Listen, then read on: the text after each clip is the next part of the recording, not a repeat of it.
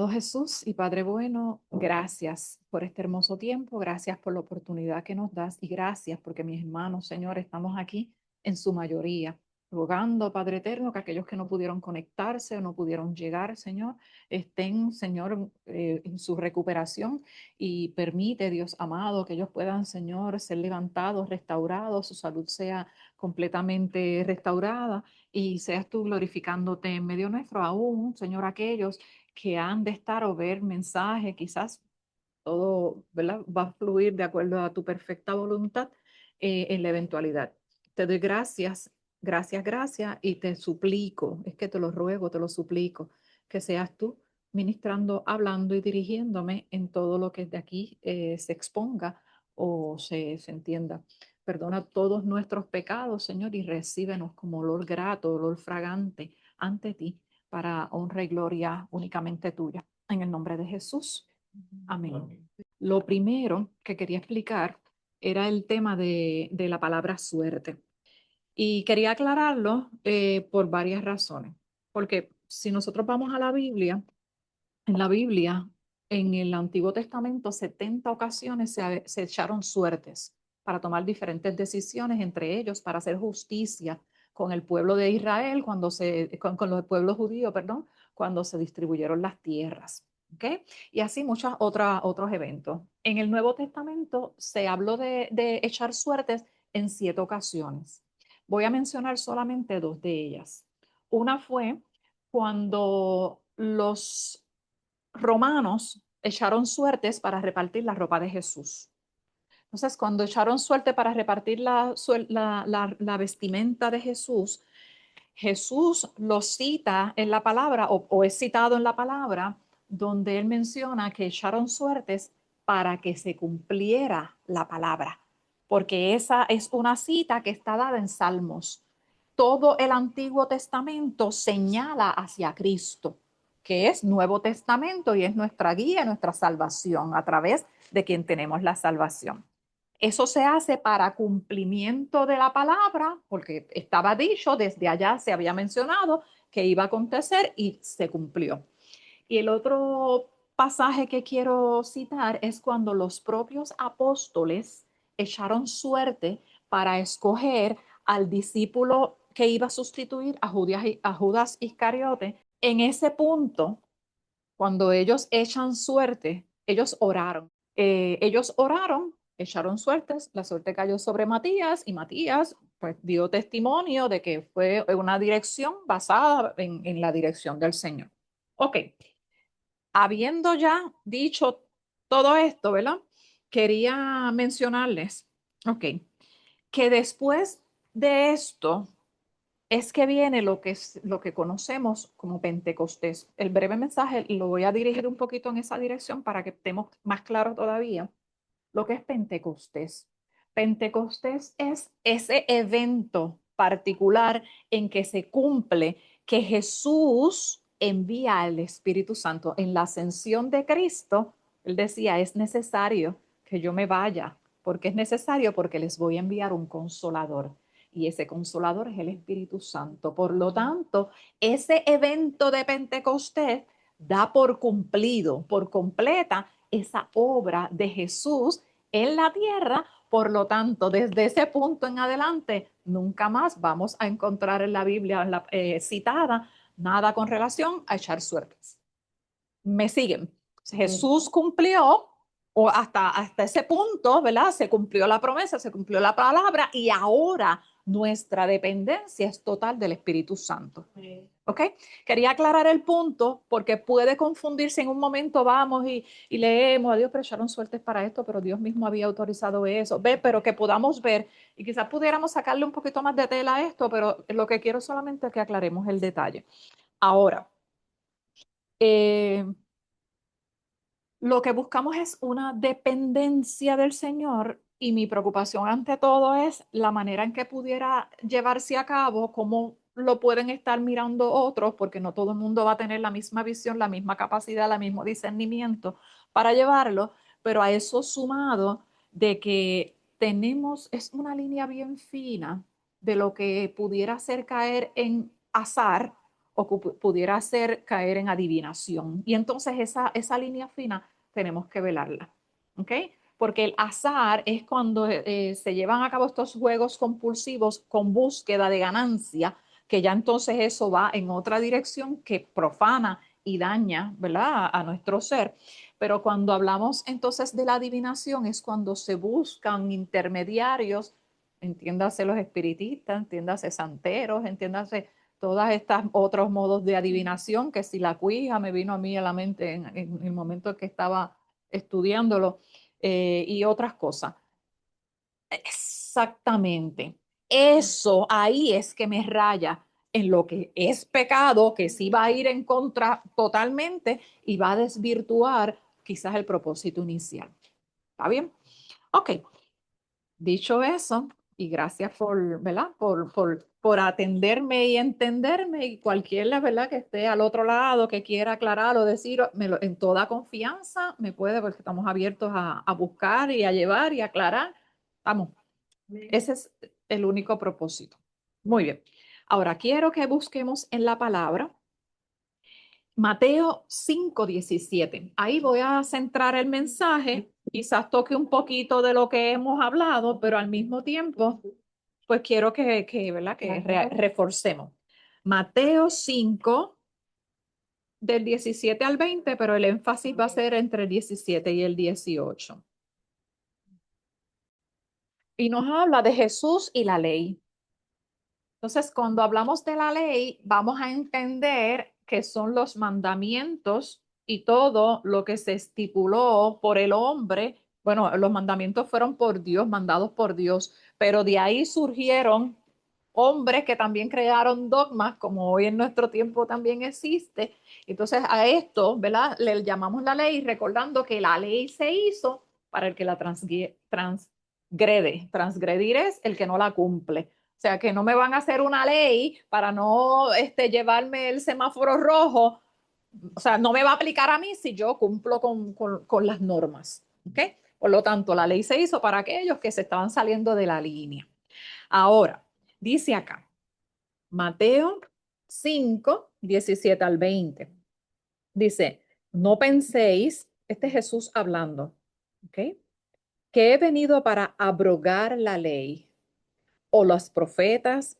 No he venido para abrogar, sino para cumplir. Abrogar es anular, cancelar, eliminar, dejarla sin efecto.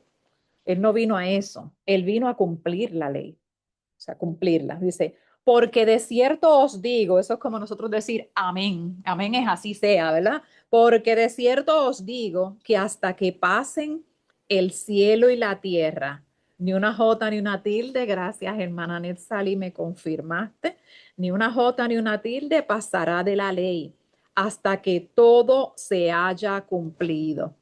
De manera que cualquiera que quebrante uno de estos mandamientos muy pequeños y así enseña a los hombres muy pequeños será llamado en el reino de los cielos, mas cualquiera que los haga y los enseñe, éste será llamado grande en el reino de los cielos. Porque os digo que si vuestra justicia no fuere mayor que la de los escribas y fariseos, no entraréis en el reino de los cielos. Amén. En ese punto, ese último punto que habla, si no fuera como la de los escribas y los fariseos, se refiere a que ellos eran tan tajantes. Si no fueran tan así, ellos entendían que eso era lo correcto y había que hacerlo de esa manera, aunque también la palabra nos dice que estaban siendo hipócritas porque ellos hacían una exigencia al pueblo que ellos mismos no cumplían. Por lo que, ¿verdad? El Jesús lo que se refiere ahí es, ellos están en el límite. Si ustedes no superan el límite, pero con en la dirección correcta, pues sepan, ¿sabes? Que no entrarán en el reino de los cielos. O sea que igual de RT debemos convertirnos nosotros, pero basados en la verdad de Cristo. Amén. Y en su justicia. Pues bien, el primer versículo que está en el 17 dice, no penséis que he venido para abolir la ley o a los profetas. O sea, no vine a cancelarlo, ni lo que ellos profetizaron, ni siquiera las leyes que se establecieron. No he venido para abolirla, sino para cumplirla. O sea que cuando vemos en este pasaje que nos habla de cumplir, yo me da con buscar cumplir, pues todo está cumplido. Y eso es parte de las palabras, de las 7 palabras de Jesús. ¿Sabe? Consumado está, ¿sabe? Ya todo se cumplió, ya todo está. Y cuando buscamos, porque es importante cuando hacemos un estudio, que vayamos, recuerden que estos son traducción sobre traducción sobre traducción. O sea, viene desde el hebreo, viene desde el griego, viene desde el arameo y sigue pasando de idioma en idioma. Fue escrito y reescrito porque antes no había fotocopiadora. Por lo tanto, que algo se pudo haber cambiado, no necesariamente por maldad, pero sí porque, por ejemplo, en las copias cambia la época, cambia los términos o las visiones o la cultura y pudiera alternar basado en esa cultura particular en que se está escribiendo. ¿Me siguen? Pues cuando me habla de cumplir, me dio con entrar así. Hay algo que es bien interesante y les voy a estar enseñando, que es el diccionario Strong, que va desde allá, desde la raíz. Y ese cumplir se define de esta manera. Voy a leerlo desde aquí. Dice, desde el griego, el diccionario Strong del griego, dice, cumplir en este contexto es repletar, o sea, atiborrar, llenar hasta el nivel alto un hueco. O proporcionar, satisfacer, ejecutar. También nos habla de terminar. Y esa es la que resalta, como digo, con relación a a ese texto. Porque me dice, no penséis que he venido para abrogar la ley y los profetas, no he venido para abrogarla, sino terminar para terminarla, para que ese periodo concluya, para que en cumplimiento y soberana obediencia en mí se cumpla. Ese es Jesús, ese es el plan de Dios con Jesús aquí con nosotros en la tierra. Amén. Entonces, cuando nos habla de completar o terminar, que es que ya expiró, por lo tanto, es algo, vamos a decirles el ejemplo del, de la comida de la comida. Por Levíticos me habla ya de qué cosas, o Deuteronomio, Levíticos por allí. Me está hablando de qué alimentos podemos consumir y de qué animales podemos consumir. Y especifica, y lo dice, ¿verdad? Que el cerdo no es un alimento, no es un animal puro, sano, ¿verdad? Que nosotros podamos consumir. Entonces, cuando vamos allá decimos nosotros que eso es típico aquí, a nosotros nos encanta, ¿qué estamos haciendo? O sea, cuando uno busca y ve, ¿verdad? En el proceso también en el Nuevo Testamento, Jesús nos dijo que no contamina lo que entra por la boca, porque esto, y lo dice la palabra, va directamente a la letrina, así literalmente. ¿Sabe? Lo que yo consumo por la boca, lo que contamina, el cuerpo lo desecha. Lo que contamina es lo que sale de ella, lo que sale de ella. Que hay dogmas que aún en ciertas iglesias, y tuve no un choque porque la palabra, vuelvo, la palabra no se hizo para contender. Es bueno tener dinámica y buscamos y traer puntos de vista y llegamos a, no, ni siquiera un consenso, sino que el Espíritu Santo nos revela. Y a mí me encantó cuando estudié para traer esto porque lloraba, porque yo decía, Señor, gracias, porque tú nos revelas, tú nos hablas, tú, ¿verdad? Si uno tiene un pensamiento errado, incluso te corrige. Y es lo más maravilloso de la palabra, que tiene unos misterios que yo leerla así simplemente, yo no puedo irme literal. No, porque aquí dice que no vino a abrogar, sino para cumplir. Ajá, porque puedo caer, puedo errar, puedo cometer error. Y entonces estarlos llevando, dirigiendo o incluso a mí misma por una línea que no es la que el Señor busca, ¿verdad? Que Él quiere para nosotros. La ley verdadera y la justicia, aquí dice, no penséis que he venido para abrogar la ley, sino a los profetas. Jesús aquí comenzó una larga discusión sobre la ley. Eso era lo que él estaba haciendo en ese momento cuando le está hablando. Y quería dejar en claro que no se oponía a lo que Dios le dio a Israel en lo que llamamos en el Antiguo Testamento. Él no vino a abrogar la palabra de Dios, sino a liberarla de la manera en que los fariseos y escribas la habían interpretado erróneamente, de una manera en que solamente, por ejemplo, hay lugares o hay iglesias que las mujeres no pueden utilizar pantalones. Y si nos vamos a la cultura, El pantalón se hizo para la mujer. El origen del pantalón fue para la mujer, no para el hombre. Sí. Para no exponerse de que se, ¿verdad? Si por ejemplo la falda, cuando vino los cambios para que la mujer también pasó a la clase trabajadora, fuera del hogar, me refiero, porque siempre hemos trabajado, pero fuera del hogar y como eso. Ese fue el origen del pantalón. Ustedes no han visto que hay países en que los hombres usan falda. Sí. Ese es el origen. Es el origen. Cuando vemos las películas que hacen la representación de lo que fue la vida de Jesús, usaban unas patas largas. ¿Ves? Y entonces en esa dirección, cuando miramos todo eso, pues tengo que irme al contexto, a la historia, a qué pasó, quién lo dijo, cómo lo dijo, cuándo lo dijo, el por qué, y pues ahí es que caemos en todo esto. Por lo tanto, ellos habían interpretado de manera errónea y estaban provocando una fuerza, una manera tajante en relación al cumplimiento. Los judíos de los tiempos de Jesús podían referirse a la escritura o a la palabra de Dios solamente, ¿verdad? Porque era lo que habían aprendido como ley y los profetas. Eso era su dirección. ¿Ves? También lo podían llamar como la ley, los profetas y los salmos o solamente como la ley. Porque esa es la base que ellos, ¿verdad? Ellos tenían con relación a lo que habían aprendido. Nosotros tenemos una herramienta adicional y es que Jesús, ¿verdad? Vino para darnos salvación, vino para perdón de nuestros pecados y vino para no, como decía, ¿verdad? Como dice en ese primer verso, no vino para abrogar la ley, sino para cumplirla y el cumplirla ya vimos que en la traducción nos dice para terminarla, para marcar que hasta aquí, porque ahora, ¿sabe? Es que entramos en la relación única, individual y personal con el Espíritu Santo. Cuando nos dice el verso, no he venido para abrogarla, sino para cumplirla, Jesús estaba dejando claro que él tenía la autoridad, aparte de la de Moisés, pero no en contradicción a ella.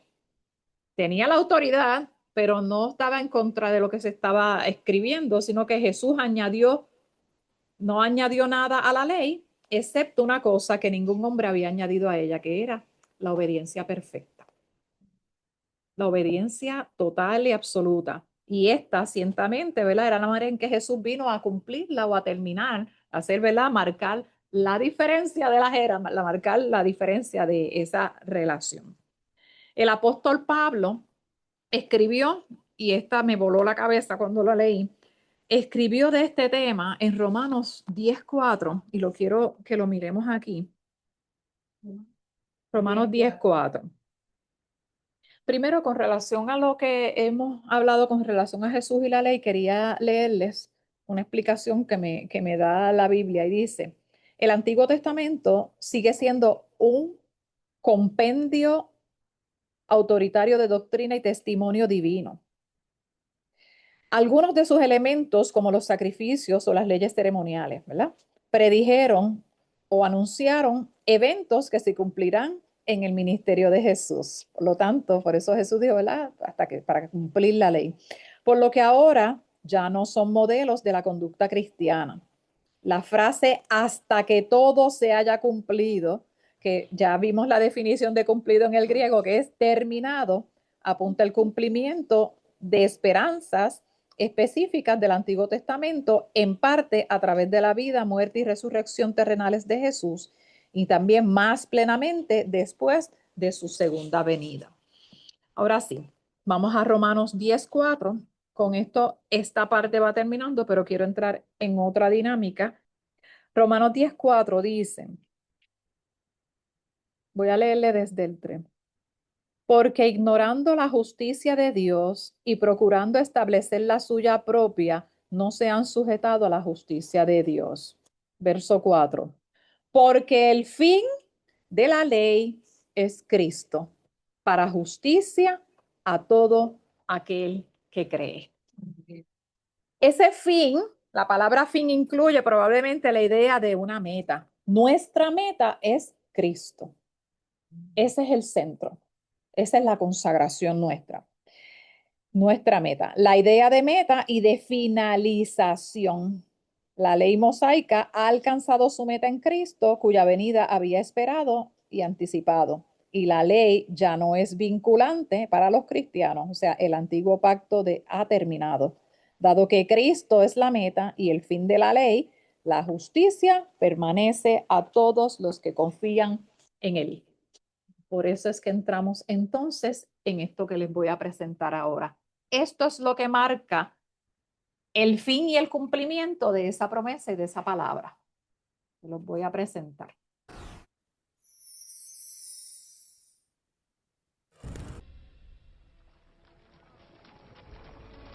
Han pasado 50 días desde la Pascua, el día en que Jesús fue crucificado. Ahora miles de peregrinos vienen a Jerusalén a la fiesta de Pentecostés.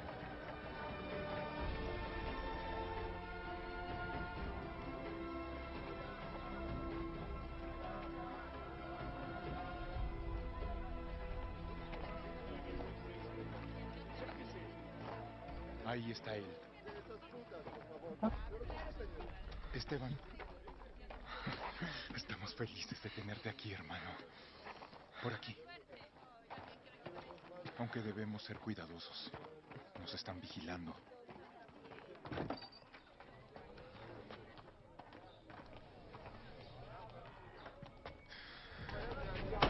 Juan, me alegra que llegaran bien. Es bueno verte de nuevo, Esteban. ¿Mateo? ¿Qué forma tomará él? ¿Cuándo vendrá? Jesús dijo que lo único que teníamos que hacer era preguntar. He preguntado todos los días. El Espíritu Santo vendrá cuando el tiempo sea apropiado. Creo que debemos orar juntos. Padre nuestro, que estás en el cielo, santificado sea tu nombre. Venga a nosotros tu reino, hágase tu voluntad, en la tierra como en el cielo. Danos hoy nuestro pan de cada día. Perdona nuestras ofensas, como también nosotros perdonamos a los que nos ofenden. No nos dejes caer en la tentación, y líbranos del mal. Amén.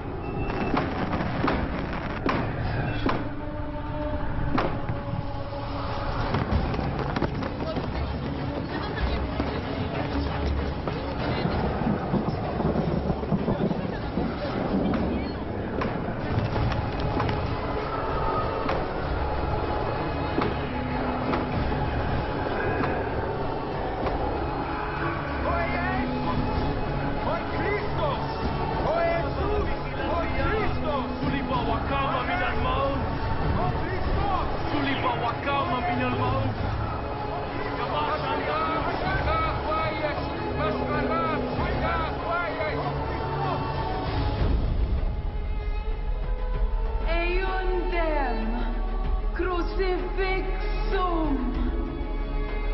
resurrectum quidem vidi.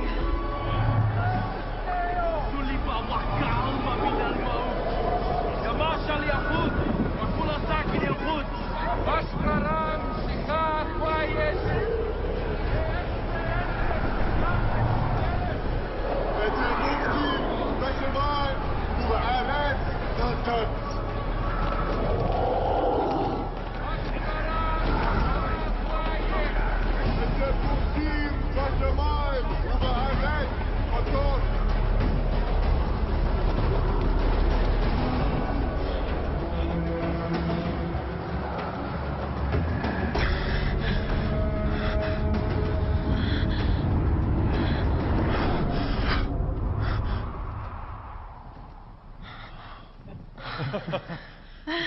¿Cómo podemos hablar esos lenguajes? El Espíritu Santo está con nosotros.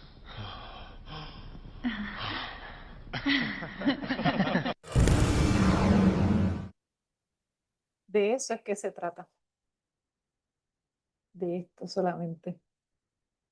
De que el Espíritu Santo, que es quien nos dejó Jesús como ayudador, consuelo, obra en nuestra vida y nosotros seamos dependientes únicamente de Él. Oro para que el Señor nos bautice a todos, así como hizo en Pentecostés. Damos gracias, Señor. Damos gracias, Señor. Es importante en cada proceso, y es una exhortación. Primero, nunca te apartes de la palabra, de verdad, y del amor de Dios. Es algo que me gusta siempre exhortarle a las personas. Pero sobre todo, esa oración, esa comunión con el Señor, de manera que podamos recibir la dirección correcta y no dejarnos engañar. Que podamos ir en la dirección que Jesús nos delegó, nos dejó, en la cual, ¿verdad? Confía porque es Él propiamente en nosotros. Por lo que tanto no estamos solos. Él está con nosotros.